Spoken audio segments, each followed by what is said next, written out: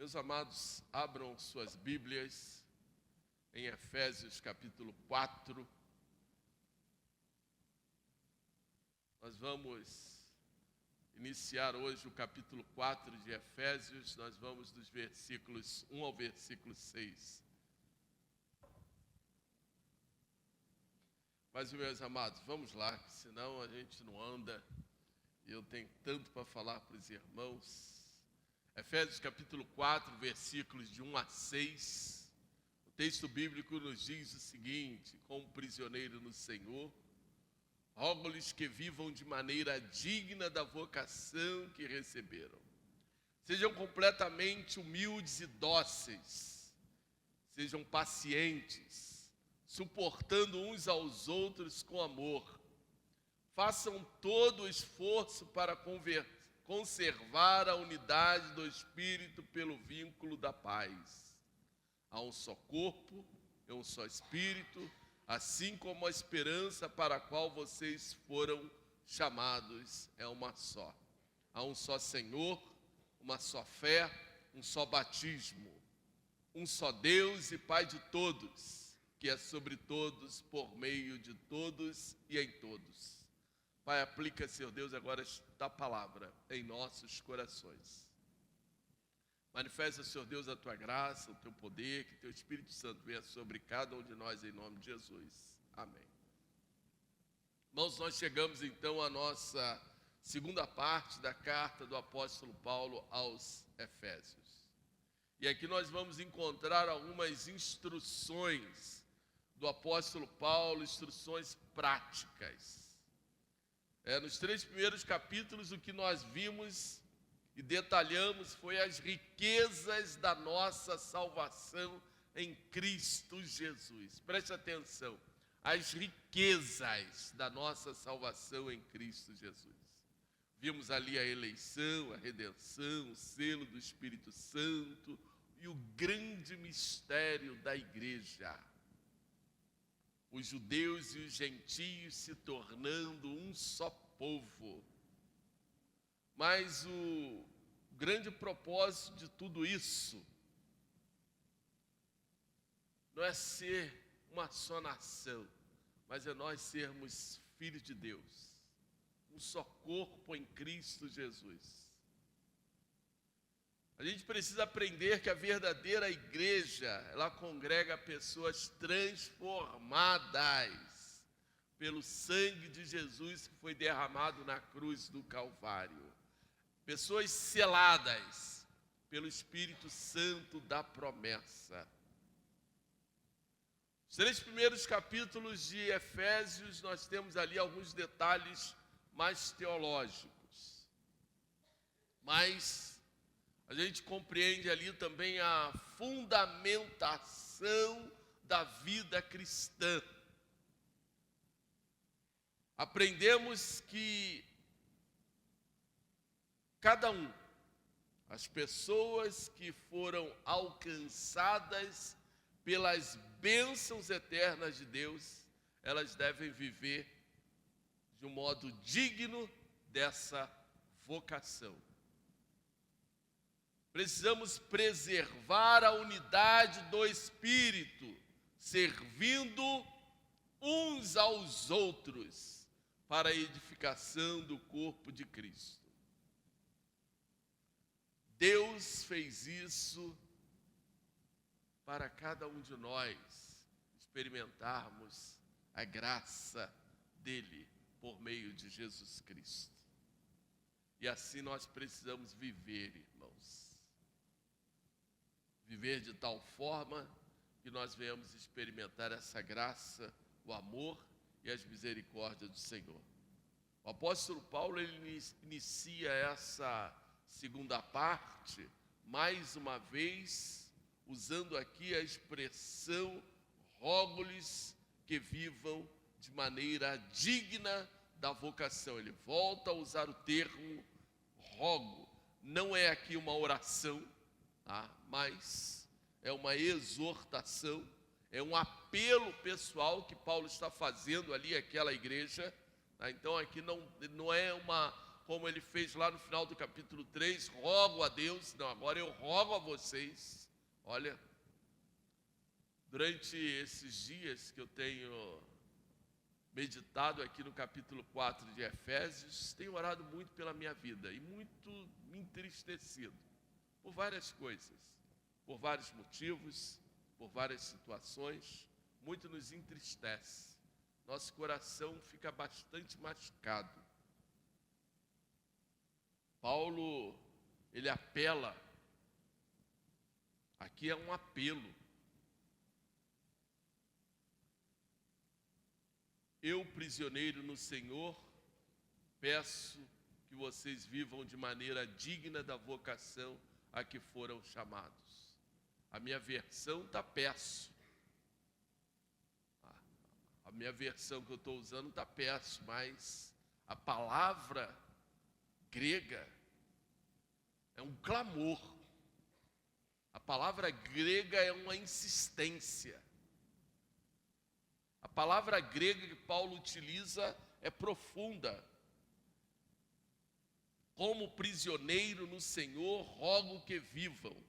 A vocação recebida deve produzir uma vida digna de Cristo Jesus. Por isso Paulo inicia o capítulo com um apelo pessoal.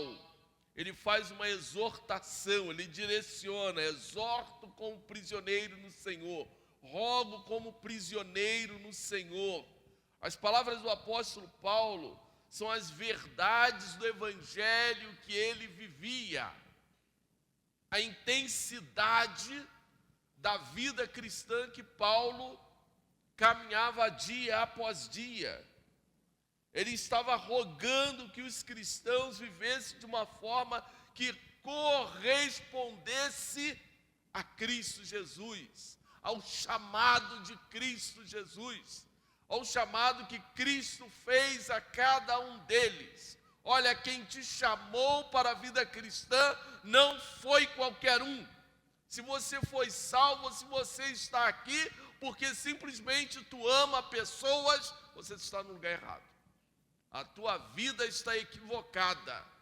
Nós não estamos aqui por causa de pessoas, mas estamos aqui por amor a Deus, pelos nossos irmãos em Cristo Jesus, o qual o Espírito Santo chamou, selou, e Cristo na cruz lavou os nossos pecados. As nossas atitudes precisam ser marcadas pelo nosso chamado. Por isso Paulo, prisioneiro, Paulo mostra mais uma vez: olha a minha situação, eu sou um prisioneiro em Cristo. Sabemos que esta carta é uma carta escrita na prisão em Roma. Por isso Paulo está utilizando aqui essa expressão. Não é somente porque ele está preso, atrelado, a vida dele é a pregação do evangelho. Não era somente por causa dessas circunstâncias. Mas Paulo tinha uma preocupação maior pela igreja.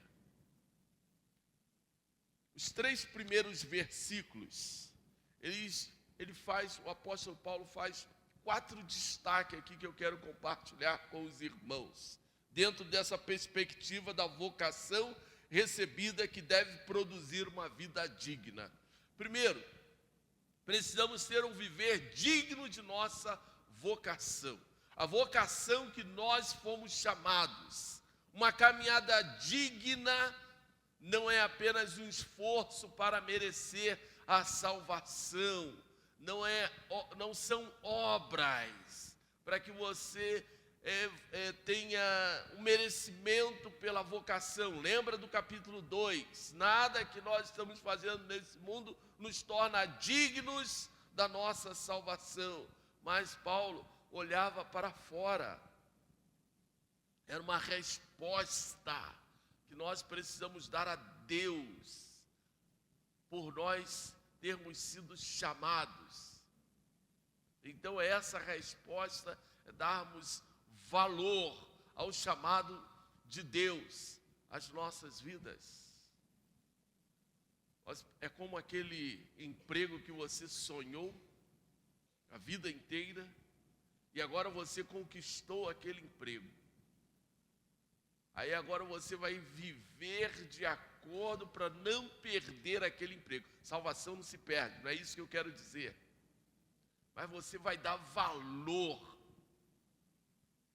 Você vai valorizar aquilo que você sonhou a vida inteira para conquistar. Eu poderia utilizar aqui vários exemplos para os irmãos poderem entender. Mas a nossa caminhada espiritual precisa ser de forma que valorize aquilo que nós temos, o selo, a promessa, a certeza da nossa salvação. Por isso a salvação pela graça, mediante a fé, ela não anula a nossa responsabilidade para com Deus. É por isso que precisamos ser fiéis até o fim. Isso exige que o cristão viva de forma que dignifique o seu Salvador. Nós não podemos viver de maneira que reprove o nosso Senhor Jesus Cristo. Aí para alguém dizer, ainda diz que é crente. Olha o Cristo que ele está vivendo. Nós não vivemos dignamente para sermos salvos. Vivemos dignamente porque fomos salvos por Cristo Jesus na cruz do Calvário. Uma segunda verdade do nosso texto é uma vida de humildade. Sejam completamente, Paulo, ele chega a exagerar. Com toda humildade. Há uma intensidade, não é simplesmente, a humildade aqui não é pobreza, não. Pobreza, esqueça essa ideia de pobreza como sinônimo de humildade. Existem pessoas que têm poucos recursos financeiros e é arrogante, como também existem pessoas que têm muitos recursos financeiros e não tem nem um pouco de humildade, passa por cima dos outros sem nenhum respeito. E existem também os dois lados, vice-versa. Contrário, a pessoa tem uma vida muito simples, mas tem um amor, uma humildade, se ela puder compartilhar o pouco que ela tem com outro, ela faz. E também existe aquela pessoa que é muito rica, não é miserável não, tá? Mas é uma pessoa simples. Uma pessoa amorosa, uma pessoa que compartilha, uma pessoa que está sempre junto, disposta, que não seleciona amizades. É disso que nós estamos falando. Por isso, Paulo nos mostra que precisa ter uma consciência de que somos pequenos e precisamos de Deus em todo o tempo. Precisamos viver em total dependência da sua graça, do amor e das misericórdias de Deus. Não existe ninguém na face da terra que não dependa das misericórdias de Deus. Um coração orgulhoso é um coração arrogante, cheio de vaidade espiritual.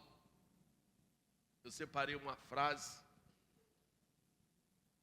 que diz o seguinte: a semente de toda, a vaidade espiritual é a semente de toda raiz de contenda.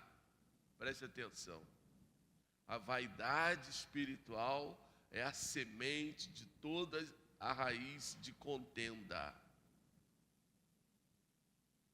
A raiz de toda a divisão de uma igreja. A semente da vaidade, porque o coração orgulhoso coloca o próprio interesse acima do corpo de Cristo. E é por isso que a gente precisa aprender tanto sobre humildade, sobre simplicidade, e muito menos sobre arrogância, sobre altivez. texto nos ensina ainda que precisamos ter uma vida de mansidão. É uma sequência, com toda a humildade e mansidão. A mansidão precisa ser uma virtude produzida pelo Espírito Santo de Deus. E uma pessoa mansa é uma pessoa governada por Deus. Tem a sua vida dirigida pelo Senhor. Mansidão e humildade não é sinônimo de fraqueza, mas é sinônimo de uma pessoa que tem a sua vida conduzida pelo Espírito Santo do Senhor. Significa que aquela pessoa tem a sua vida debaixo da direção do Espírito Santo de Deus. Lá em Tiago nos ensina que nós precisamos refrear a nossa língua. Lembra que eu falei aqui? A gente, quando lê um texto desse, nós precisamos orar. E orar muito, não é orar pouco, não. É orar muito, porque muitas das vezes nosso coração precisa se humilhar diante do Senhor. E às vezes a gente precisa se dobrar diante de Deus e permitir que Ele seja o Senhor das nossas vidas, para que haja menos altivez, menos arrogância espiritual e mais submissão. Quando eu lia esse texto, eu lembrava de Provérbios 15. A palavra branda desvia o furor, mas a palavra dura suscita a ira. É por isso que muitas das vezes a gente precisa evitar certos confrontos, para que a gente não entre em uma situação que nós não deveríamos estar. Mas o texto nos fala também sobre um tema profundo na vida e na caminhada espiritual da igreja: longanimidade. Sejam pacientes, ou melhor, a longanimidade sinônimo de paciência. E essa palavra, ela está atrelada a uma outra expressão que nós precisamos estar antenados: suportando uns aos outros em amor. Suportar, ser paciente, ser longânimo. Deixa eu falar algo para os irmãos. Esse aqui é um contexto diferente do suportar uns aos outros do apóstolo Paulo. Principalmente aquele contexto lá de Gálatas, do ser suporte. Aqui traz uma característica de que nós precisamos ser paciente nas falhas e fraquezas dos outros. Longânimo é ser paciente, por isso, suportar uns aos outros.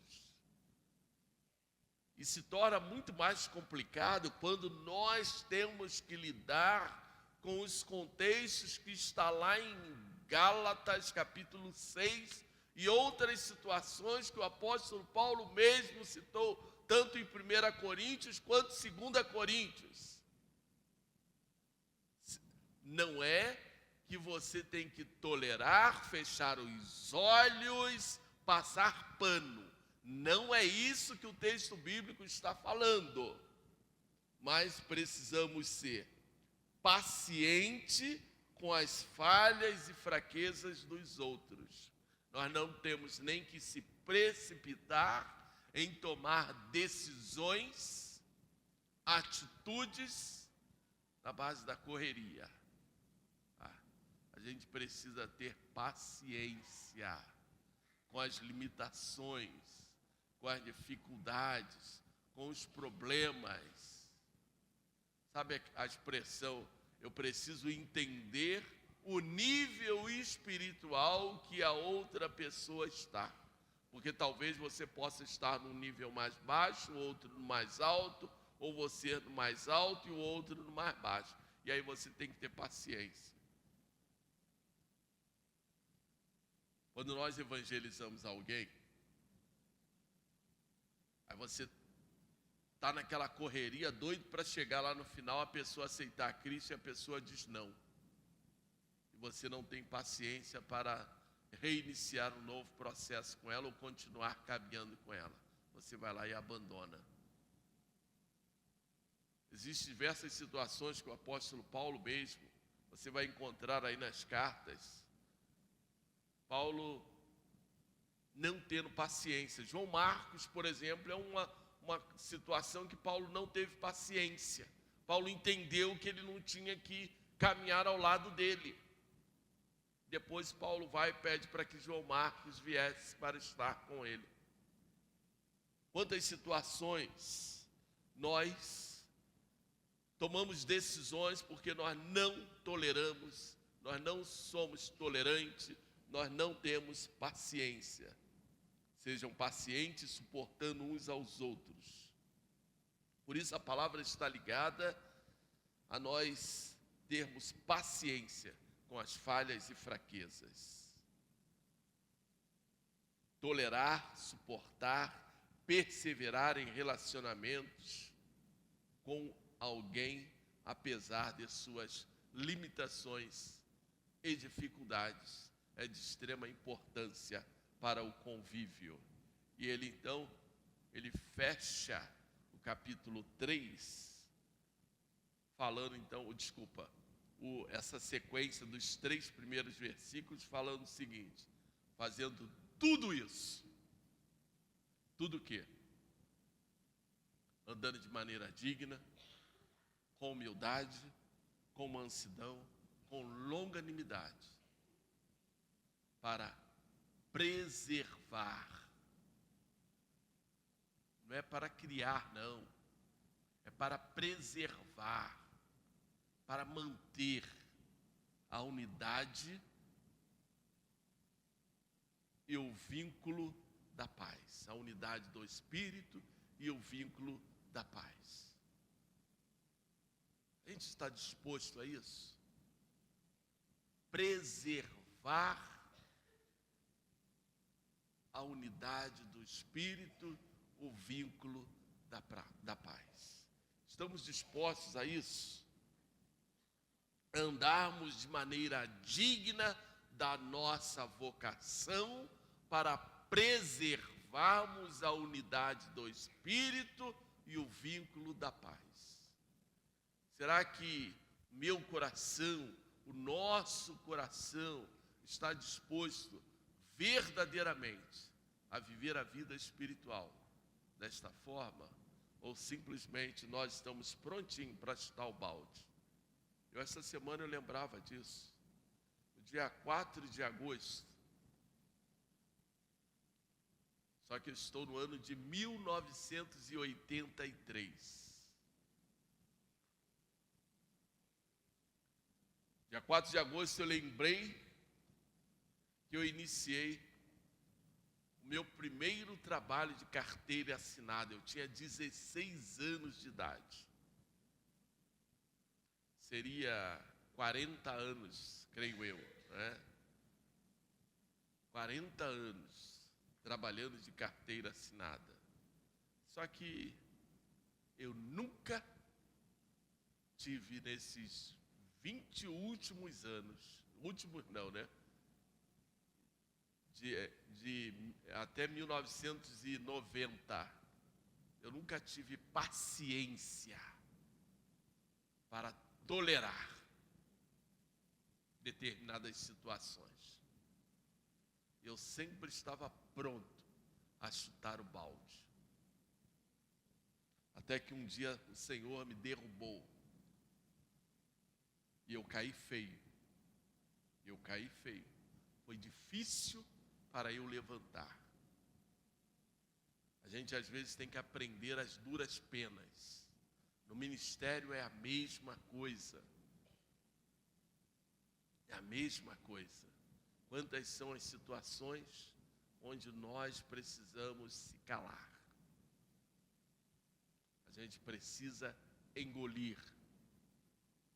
A gente precisa, por mais que a gente ache que a gente precisa se calar, deixar Deus tratar as coisas da forma que Ele quer tratar. Nós não podemos ser o juiz. O apóstolo Paulo fala que o Senhor seja o árbitro do teu coração. A gente precisa aprender. Isso a gente aprende no casamento, a gente aprende lidando com pessoas. Enquanto nós não conseguirmos nos submeter ao Espírito Santo de Deus, jamais vamos aprender. Na unidade, não significa que haverá uniformidade. Somos diferentes. Assim como uma mão tem 5 dedos e é uma mão, mas cada um dedo tem uma forma diferente e uma função diferente, uma da outra. Vou contar uma experiência dessa semana. Eu estava fazendo aqui um serviço aqui pelo lado de fora da igreja e eu estava com uma outra pessoa que não se sente bem subindo em escada. Eu estava ali naquele alto ali, aquela ponta lá, pelo lado de fora da igreja. E eu estava tentando bater um prego. A gente sabe que quem bate um prego precisa de 2 mãos para bater o prego. E eu tentava bater um prego no alto da escada. E aí eu falava para a pessoa que está ao meu lado, é nessa hora que eu lamento por não ter os 2 braços funcionando. Mas pela graça e com muita luta nós conseguimos fazer. Irmãos, não há uniformidade, mas nós podemos estar unidos. Basta o nosso coração se submeter àquele que é um só, o Espírito Santo de Deus. Na unidade não significa que não haverá diferenças, mas a decisão de nós carregarmos os fardos uns dos outros nos motiva a viver o verdadeiro amor, conforme Paulo nos diz, suportando uns aos outros em amor. A unidade cristã, ela não é construída quando todos se tornam iguais, de maneira alguma. Mas quando as pessoas diferentes, elas estão dispostas a aprenderem a permanecer juntas debaixo do senhorio de Cristo. É por isso que eu falei aqui, a raiz das divisões. Aquilo que tanto pesa aí no coração das pessoas. Eu mencionei o coração orgulhoso, a vaidade espiritual como semente de toda raiz de contenda, raiz da divisão de uma igreja. Dificilmente, quando uma igreja se divide, você não vai encontrar alguém ali que é vaidoso, orgulhoso. Ele acha que é melhor do que o outro. Eu não vou tolerar, eu não quero mais, eu vou criar o meu próprio grupo, a minha própria igreja. É desse jeito. Dificilmente você vai encontrar alguém disposto a se submeter. O Espírito Santo falou comigo, não falou com ele. E por aí vai. A segunda parte do nosso texto nos fala então da unidade do Espírito Santo. E aí nós temos aí dos versículos 4, quando então Paulo passa a descrever a um só corpo, a um só Espírito, a uma só esperança, a uma só fé, como algumas versões, a um só Senhor, a uma só fé, a um só batismo, a um só Deus e Pai de todos, o qual é sobre todos e age por meio de todos. Vamos, voltando ao versículo 3. Façam esforço, façam tudo, na minha versão, fazendo tudo para preservar a unidade do Espírito no vínculo da paz. E aí Paulo, aqui é uma frase de transição para o que Paulo quer colocar a seguir. precisamos preservar, lutar. A unidade da igreja, o corpo de Cristo, é uma realidade espiritual criada pelo Espírito Santo de Deus. Quando nós nos convertemos, o Espírito Santo vai agregando. Lá em Atos capítulo 2, o Senhor agregava todos os dias aqueles que iam sendo salvos. E chegava a 3.000, chegava a 5.000. Dia após dia, vidas iam se convertendo, aceitando a Cristo como seu Senhor, o seu Salvador. Por isso a unidade na igreja é resultado da vontade de Deus, propósito de Deus. E quando nós somos contra a unidade, nós estamos indo contra a vontade de Deus. Isso não é um sentimento de pastor, não. É Deus. É Deus. A gente olha para Moisés, como Moisés lutou para que o povo fosse um só povo. Mas ali haviam vários grupos. No tempo de Jesus Cristo, haviam 4 grupos dentro do judaísmo. 4 grupos diferentes. E esses 4 grupos tiveram que se juntar para derrubar Jesus Cristo ou para matar Jesus Cristo. Irmãos, nós precisamos entender que Deus tem um propósito sobre a sua igreja. A unidade da igreja, ela precisa ser um esforço nosso dia após dia. É por isso que nós precisamos orar tanto pela igreja. Imagine se Satanás quer que a igreja se mantenha unida. É por isso que a gente tem tanta coisa no coração e tanta coisa, um puxa para cá, um puxa para lá, o outro puxa para o outro lado. Parece uma teia que está se esticando. Mas nós não conseguimos nos juntar. Nós temos dificuldade de se juntar. Nós temos dificuldade de fazer uma festa de confraternização de uma igreja. Nós temos dificuldade de se juntar para comemorar o aniversário de uma igreja. Isso é porque a igreja está tão institucionalizada que ela não é mais o corpo de Cristo. Ela é um rótulo denominacional. Porque se nós colocássemos no coração e vivêssemos no coração a minha igreja, a igreja a qual eu sou membro, a igreja a qual eu faço parte, a igreja a qual eu ajudei a crescer, a igreja a qual eu ajudei a construir, a igreja a qual lá atrás eu fiz parte quando vivíamos um tempo tão difícil e hoje somos uma realidade diferente. A igreja a qual eu orei, a igreja a qual eu tenho dobrado meu joelho, é isso que Paulo está falando. O apóstolo Paulo declarava o seguinte: pesa sobre o meu ombro cuidado pela igreja. 2 Coríntios. A igreja pode ter pessoas diferentes, personalidades diferentes, dons diferentes, história diferente e até opiniões diferentes sobre questões secundárias. Mas a igreja não pode perder o foco da vida espiritual, o foco da sua vocação, do seu chamado, dos seus propósitos eternos. É por isso que somos um só corpo. A igreja, ela é universal. É por isso o termo católica. Igreja católica, igreja universal. Apostólica, porque a nossa doutrina é bíblica. Nós só não somos romanos. Mas a igreja, ela é católica, ela é apostólica. Somos um só corpo, compostos por todos aqueles que um dia aceitaram a Cristo Jesus como seu Senhor e seu Salvador e foram selados pelo Espírito Santo da promessa.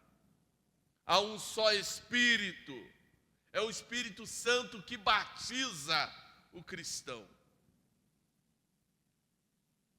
e o agrega no corpo de Cristo.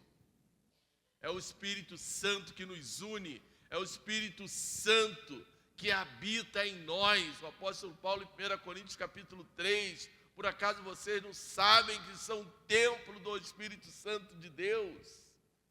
Há uma só fé, há uma só esperança, a esperança da nossa vocação, a bendita esperança da volta de Cristo Jesus para levar a sua igreja. Cristo não vai levar rótulo, não vai levar denominações, mas vai levar todos aqueles que um dia aceitaram a Ele como seu Senhor, como seu Salvador, e viver uma vida que dignifique o seu santo nome. Há um só Senhor. Jesus Cristo precisa ser o Senhor da nossa vida, ser o Senhor da nossa casa, da nossa família. Por isso Paulo vai comparar, Ele é o cabeça da igreja. Se Cristo não for o cabeça da igreja, se não for o Senhor da igreja, isso aqui não é igreja, é ajuntamento de pessoas. Se nós não estivermos dispostos a fazer tudo aquilo que Ele nos ordena, nós não somos discípulos de Cristo Jesus. Por isso há uma só fé. A fé é o quê? A fé é propósito. A fé é uma só convicção de que Cristo Jesus morreu na cruz do Calvário e ressuscitou ao terceiro dia. É dessa fé, é a fé salvadora. A fé salvadora é porque nós cremos que Jesus Cristo foi enviado ao mundo, Ele é a revelação da glória de Deus, morreu pelos nossos pecados e ressuscitou ao terceiro dia. Isso precisa ser a nossa fé. Romanos capítulo 10, aquele que confessa a Cristo com o coração e crê, será salvo. Mas eu preciso crer. Eu não posso colocar intermediário entre a minha fé, eu não posso colocar outros nomes, eu não posso crer em uma outra coisa, mas eu preciso apenas crer que a minha salvação está em Cristo Jesus. Só isso. É simples assim. Por isso, o texto bíblico diz que há um só batismo. Nós não estamos falando de modus operandi de batismo. O texto aqui não está falando disso. Como o batismo deve ser realizado. Há um só batismo, identifica que o povo de Deus é um só. O mesmo Cristo, o evangelho que foi pregado, identifica que nós recebemos ao Senhor Jesus Cristo, o Espírito Santo da promessa. A maneira como nós nos relacionamos com Cristo Jesus. Por isso há um só batismo. Nós não estamos falando de batismo nas águas, batismo no Espírito Santo, não. O batismo, a morada do Espírito Santo na vida daquele que creu é uma só. É uma só vez. Não acontece em dois momentos ou em momentos posteriores. Enchimento do Espírito Santo é uma coisa e receber o Espírito Santo é outra. Apenas isso. Apenas isso. Por isso, há um só batismo que nos identifica como povo de Deus, que nos identifica com Cristo Jesus. O mesmo Cristo, o mesmo Evangelho, o mesmo batismo nos identifica que somos filhos de Deus. Todos aqueles que o receberam, deu-lhes o poder de serem feitos filhos de Deus. João capítulo 1, versículo 12. Há um só Deus e Pai de todos. O Deus que nos adotou em Cristo, Efésios capítulo 1, é o mesmo que é o Pai de todo o seu povo, tanto judeu quanto grego, ou gentio. É o mesmo Deus. Deus é um só. Aí eu costumo falar o seguinte, porque muitas vezes nós vamos ouvir de uma maneira deturpada que Deus é um só. importa a religião, Deus é um só. Todo mundo ora a Deus, todo mundo pede a Deus, todo mundo ouve Deus, todo mundo é abençoado por Deus. Porque Deus é um só, não importa. Deixa eu só te explicar uma coisa. Deus é um só. O mesmo Deus que nós cremos é o mesmo Deus dos judeus. Agora o problema é como você crê em Deus. É isso que vai fazer a diferença. Esse é o problema da vida espiritual. Eu sei que Deus é um só. Não importa o nome, se é Jeová, se é Javé, não importa o nome. Ele é um só. Agora, como eu creio em Deus? Eu coloco intermediários. Jesus Cristo diz que Ele é o único caminho. Eu sou o caminho, a verdade e a vida. Ninguém vem ao Pai senão por mim. Não é Maria, não é Pedro, não é João, não é Tiago. É Jesus. Debaixo na terra não há nenhum outro nome o qual o homem possa ser salvo. Somente Cristo Jesus é a nossa salvação. Então, se eu quero chegar a Deus, se eu creio em Deus, eu preciso crer em Jesus Cristo como o meu Senhor, o meu Salvador. Deus é um só. Mas se você está crendo em Deus de maneira deturpada, você pode até crer em Deus, mas de nada irá te servir para a sua salvação. E ainda, só para nós concluirmos, o propósito de Deus é que cada um dos que um dia aceitaram a Cristo Jesus como seu Senhor e o seu Salvador, vivam a vida cristã de forma que Deus se agrade de cada um de nós. Então eu tenho que realizar obras? Não. Não é isso. Eu não tenho que fazer coisas para agradar a Deus. Mas Ele irá sondar o meu coração. Lembra do texto que eu preguei domingo passado? Apocalipse, capítulo 2. O Senhor vai olhar para o meu coração. Agrade-te do Senhor teu Deus. A sua vida precisa ser de forma tal que Deus se agrade. Nós precisamos ser aroma suave nas narinas de Deus. Isso é antropoformismo. Deus não tem nariz, Deus é espírito. Lembra dos incensos que o sacerdote levava na presença de Deus lá no templo, no Velho Testamento? No Novo Testamento, esse incenso somos nós. São as nossas vidas que entram na presença de Deus. Precisa agradar a Deus. Lembra do fogo estranho que os filhos do profeta Eli estavam levando para o Senhor? Da mesma forma, os filhos de Samuel, muitos têm apresentado fogo estranho diante do Senhor, diante de Deus. É por isso que a nossa vida precisa ser de forma tal que o Senhor se agrade de cada um de nós. Todos que foram alcançados pelas bênçãos eternas de Deus em Cristo Jesus devem preservar a unidade do Espírito, servindo uns aos outros para a edificação do corpo de Cristo.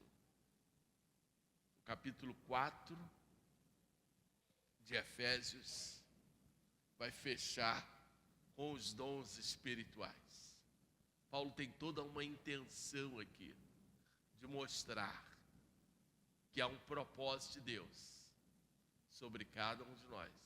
Por isso o Espírito Santo ele opera na igreja, para que nós sejamos instrumentos de Deus na face da terra.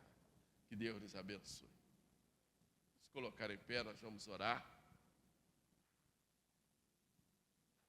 Quero convidá-lo mais uma vez a colocar o seu coração na presença do Senhor. Nós não somos perfeitos, nós precisamos dessa graça, da misericórdia de Deus sobre as nossas vidas. Por isso eu quero clamar mais uma vez pelo seu coração. Gostaria agora de convidá-lo a se aproximar de alguém, para orar junto com alguém. Se você quiser mudar de lugar, pode mudar de lugar, fica à vontade, mas que nós possamos colocar o nosso coração agora na presença do Senhor. Pai amado, eu quero nesse momento estar clamando por Tuas misericórdias. Eu quero clamar, Senhor Deus, agora por Tua graça, pelo poder do Teu Santo Espírito sobre as nossas vidas. Fala conosco, Pai, traga sobre nós o Teu perdão, a Tua graça. A autoridade do Teu Espírito Santo, ó Pai, vem estar sobre a Tua igreja, ó Pai. Nesse momento, Senhor, quando nós, depois de ministrarmos a Tua palavra, mostrando, Senhor Deus, que a Tua igreja precisa ser uma só, Pai. Apesar das lutas, dos desafios, de tantas coisas que acontecem conosco nesse percurso da vida espiritual, que o nosso coração possa se aquebrantar diante de Ti, ó Pai. Que o nosso coração, ó Pai, possa estar cheio, ó Pai, de graça, de misericórdia, de longanimidade. Possa estar cheio, ó Pai, do Teu amor. Estenda, Senhor Deus, as Tuas mãos, ó Pai, sobre cada um que se encontra nesta noite. Fala em cada coração, ó Pai. Que essa seja a nossa oração agora. Perdoa-nos, ó Pai, porque muitas das vezes nós não sabemos, ó Pai, como lidar com os problemas desta vida. Por isso nos traga o Teu perdão, a Tua graça.